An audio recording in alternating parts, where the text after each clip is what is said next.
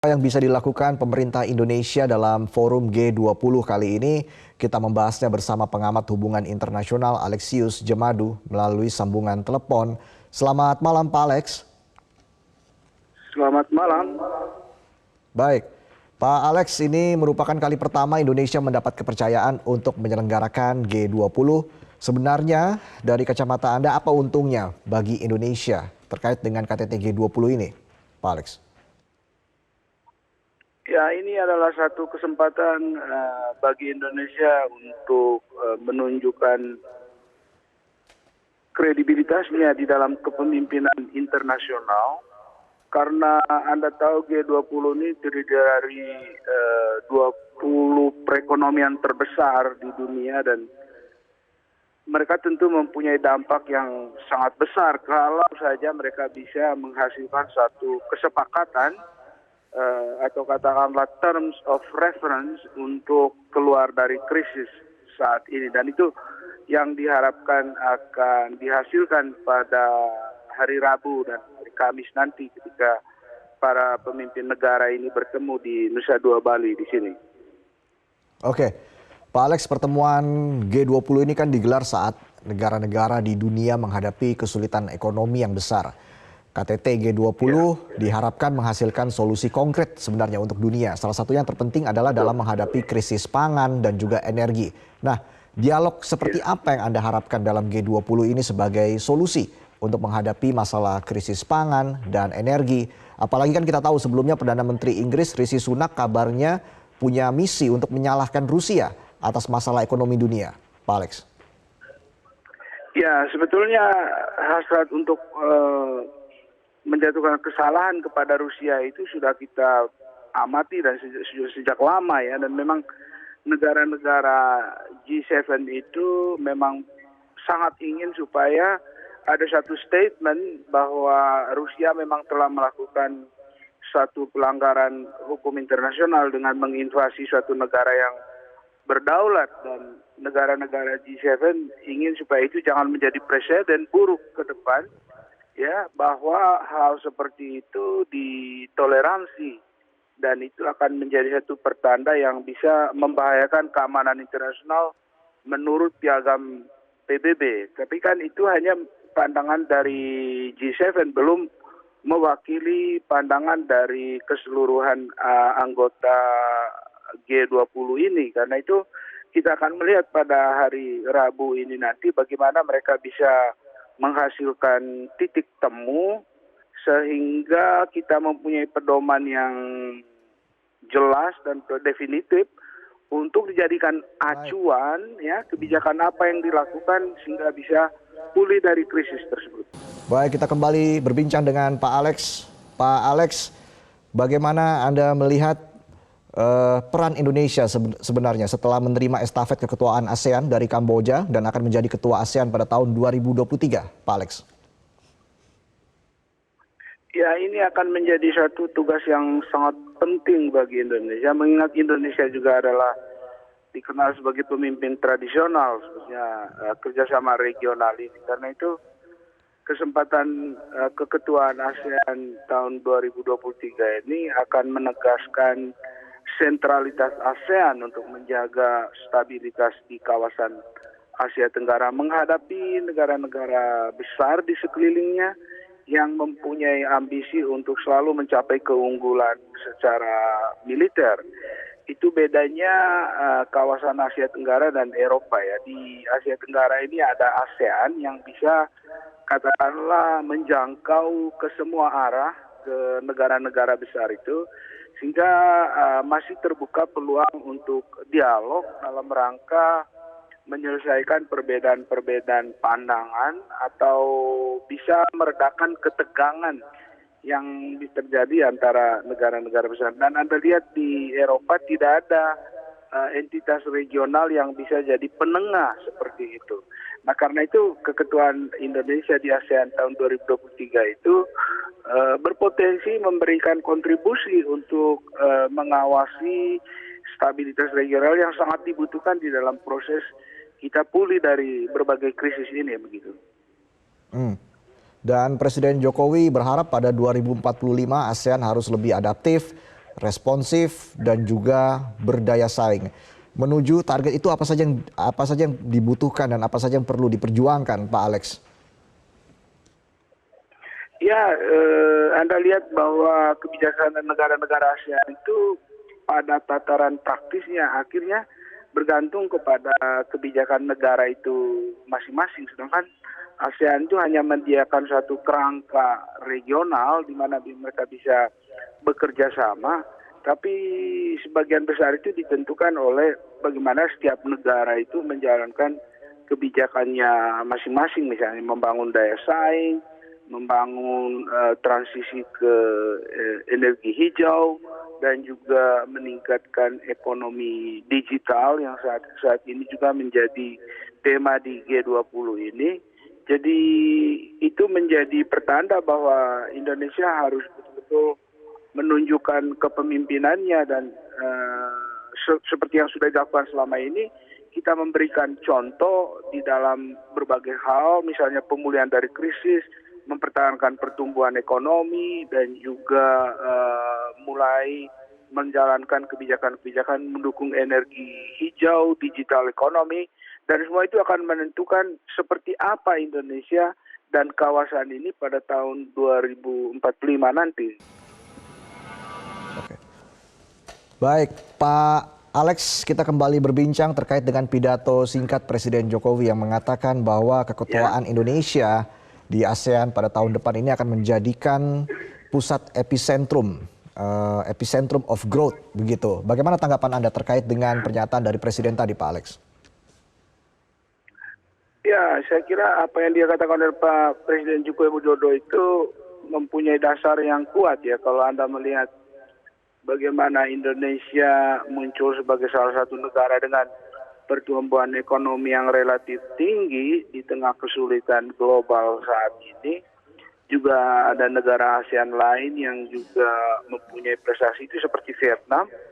Jadi memang punya alasan yang kuat untuk mengatakan itu.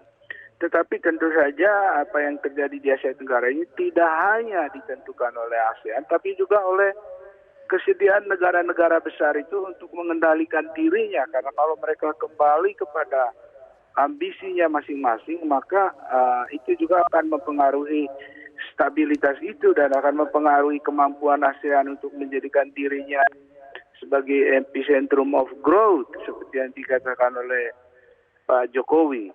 Begitu. Jadi memang harus bersama-sama ASEAN dan negara-negara besar, apakah itu Amerika, apakah itu Tiongkok, semua harus mendahulukan kepentingan mereka bersama dan bersedia untuk mengabaikan dulu ambisi pribadi negara-negara besar tersebut, dan itu yang menentukan apakah yang Pak Joko Widodo bilang itu bisa terwujud atau tidak.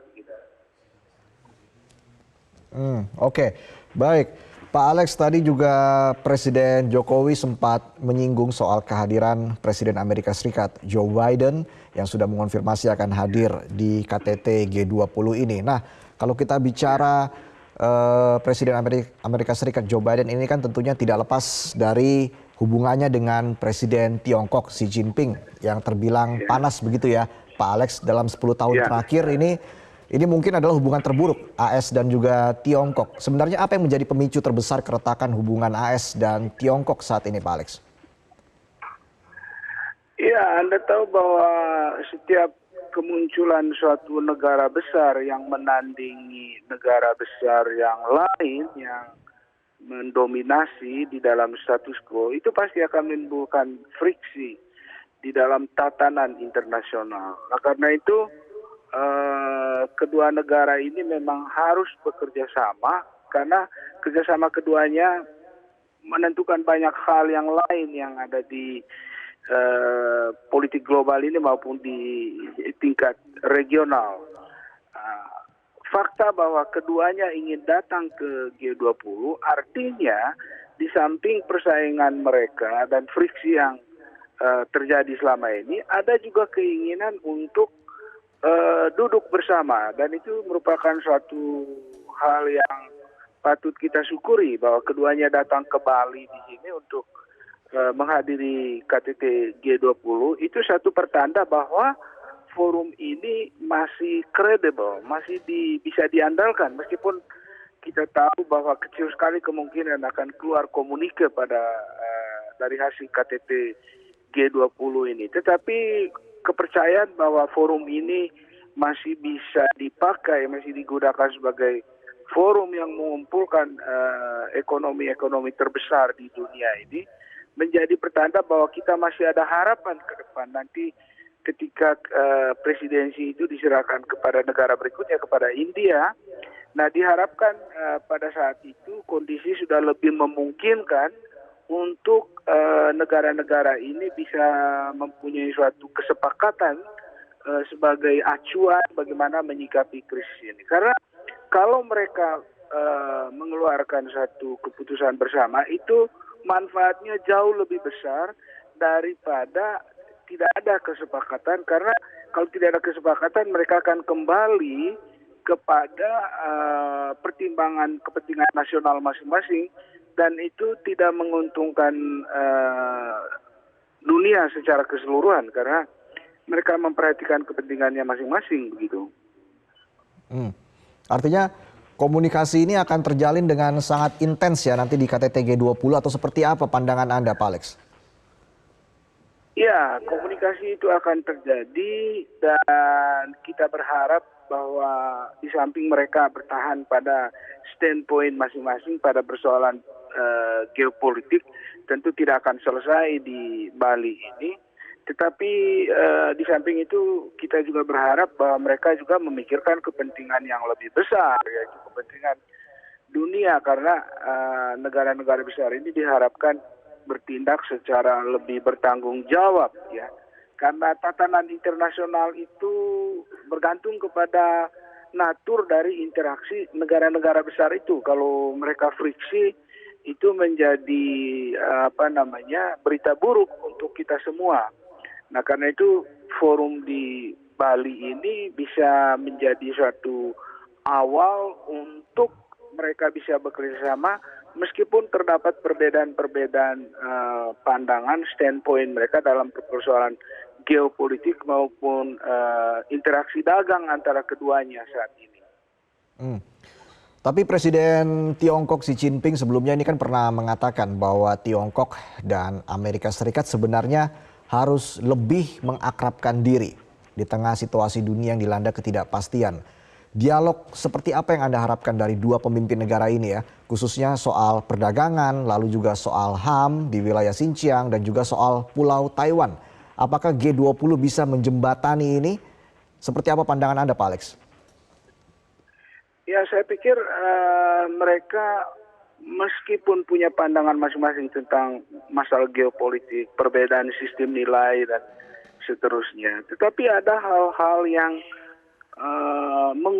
justru menguntungkan keduanya kalau mereka bersedia untuk mempertahankan narasi interdependensi ekonomi global.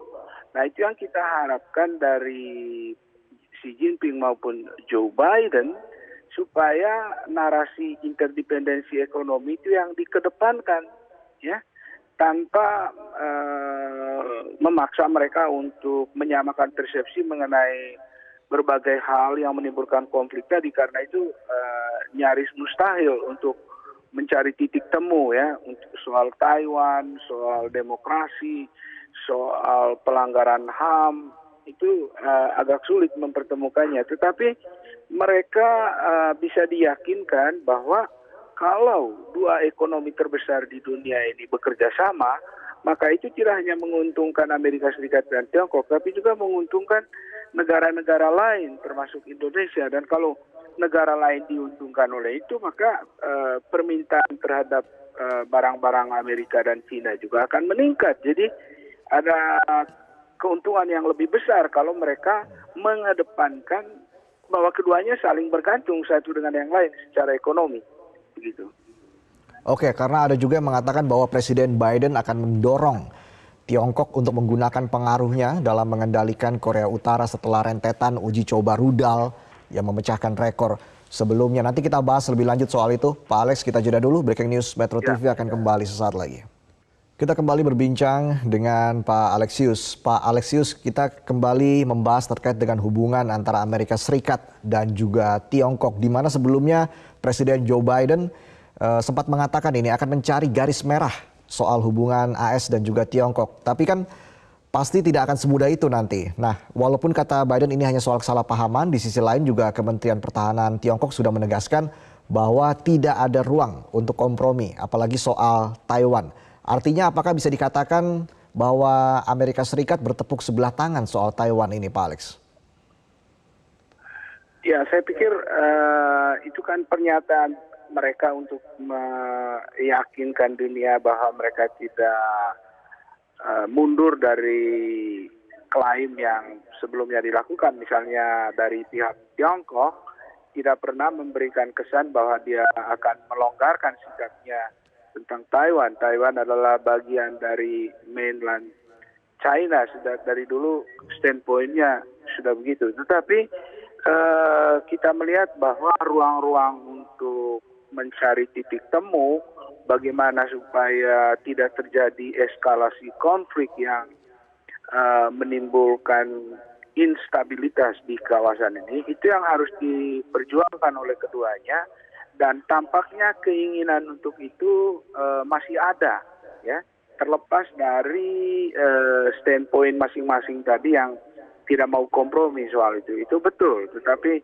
peluang kerjasama, peluang untuk melakukan apa yang bisa mereka lakukan secara bersama demi memberikan kontribusi kepada dunia dan kawasan kita ini, itu masih ada dan harus diperjuangkan. Dan kita mempunyai harapan bahwa pertemuan Joe Biden dan Xi Jinping di Bali ini bisa bergerak ke arah yang lebih optimistik gitu, daripada mereka bertahan pada standpoint masing-masing yang tidak mau mundur tadi dari tuntutan itu. Karena bagi Tiongkok juga dia tidak akan mengubah sikapnya bahwa Taiwan itu adalah bagian dari Republik Rakyat Cina, gitu ya. Dan kita tahu bahwa tidak pernah Xi Jinping itu memberikan suatu konsesi tentang tuntutannya itu. Tapi itu sama sekali tidak menutup peluang kerjasama yang seperti saya katakan tadi. Oke, artinya maksud Anda pertemuan Xi Jinping dan juga Joe Biden ini tidak ada perjanjian resmi yang dibuat, tapi lebih kepada meriset lagi ya hubungan antara kedua negara ini yang sudah retak begitu dalam 10 tahun terakhir ini ya, Pak Alex? Ya, karena kalau mereka meneruskan friksi itu tidak menguntungkan kedua-duanya. Tetapi kalau mereka mengesampingkan dulu perbedaan pendapat itu ya soal geopolitik, maka keduanya juga akan bisa mendapatkan manfaat dari itu. Apalagi sekarang urgensinya kan bagaimana supaya bisa keluar dari krisis itu kan, dan untuk dunia ini bebas dari krisis tidak bisa mengabaikan keterlibatan dua ekonomi terbesar ini, Amerika Serikat dan Tiongkok, gitu ya. Jadi semua negara lain berharap bahwa keduanya memberikan suatu contoh yang baik untuk dunia lebih melihat apa yang bisa dikerjakan bersama daripada bertahan dengan pendekatan nasionalistik masing-masing, karena itu tidak akan pernah menyelesaikan masalah. Baik, terima kasih Alexius Jemadu, pengamat hubungan internasional, telah bergabung bersama kami di Breaking News Metro TV. Kita akan nantikan jalannya KTT G20. Terima kasih Pak Alex.